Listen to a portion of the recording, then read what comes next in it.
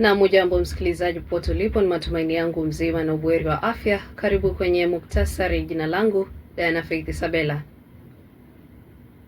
Zaidi ya magari 7,000 yamerundikana katika bandari ya Mombasa kufikia leo, hali inayozua wasiwasi miongoni mwa mawakala wa forodha ya biashara wa magari nchini. Kwa mujibu wa chama cha mawakala wa forodha KIFWA, ucheleweshaji wa upakuaji na utoaji wa magari hayo unaonekana na mabadiliko ya kanuni za ushuru, ukaguzi mkali wa magari yanayoingia nchini, pamoja na ukosefu wa maafisa wa kutosha kushughulikia idadi hiyo kubwa. Mwenyekiti wa KIFWA Roy Mwanthi amesema kuwa baadhi ya magari yamekuwa yakisubiriwa kwa zaidi ya wiki mbili, jambo ambalo linawapa hasara kubwa wafanyabiashara, hasa wale wanaosafirisha magari kwenda nchi jirani kama Uganda, Rwanda na Sudan Kusini.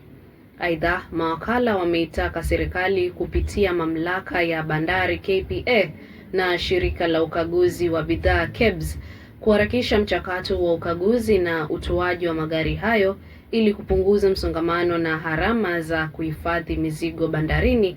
Kwa sasa, bandari ya Mombasa inakabiliwa na changamoto ya ongezeko kwa mizigo, huku miundombinu ya kushughulikia shehena hiyo ikiwa haijaongezwa kwa muda mrefu. Tukisalia jijini Mombasa, mwalimu mmoja wa madrasa mjini Mombasa ameshtakiwa kwa tuhuma za kumlawiti mwanafunzi wake eneo la Old Town.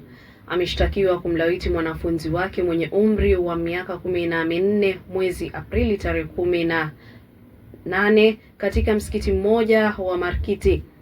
Hata hivyo, mshukiwa huyo kwa jina Malau Ahmed mwenye umri wa miaka 47 amekanusha mashtaka hayo mbele ya hakimu Jaji David Odhiambo. Viongozi wa dini la Kiislamu wametaka walimu wa dini kuzingatia kanuni za dini wakitoa mafunzo kwa watoto wadogo. Wameombwa rai wakomeshe ndoa za mapema kwa watoto wasiozidi miaka 18.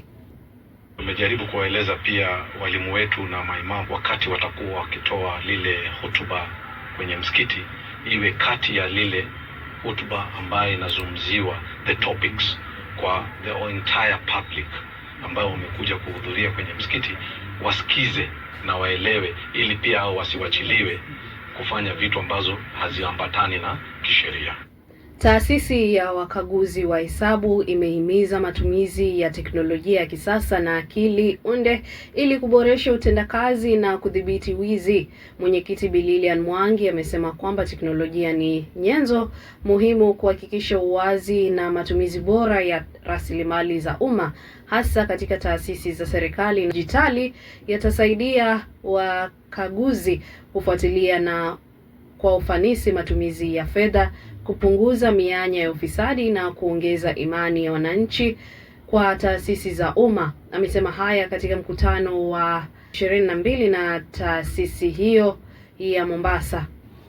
The technology has overall advanced very much. You've seen the artificial intelligence, and of course, even as the AI poses the data threats, we also have to agree that it's a technology that will ease the way we do our businesses. And so, as internal audit, we intend to leverage on that space in terms of enhancing our audit processes and issues of the counties, majorly to deal with issues of risks and controls, because we need to evaluate controls in order to ensure that there is proper management of resources in our county. So as counties, we meet that challenge, but we are enforcing to ensure that the internal audit becomes an independent arm in the government. So we have many changes that are coming up, including our standards.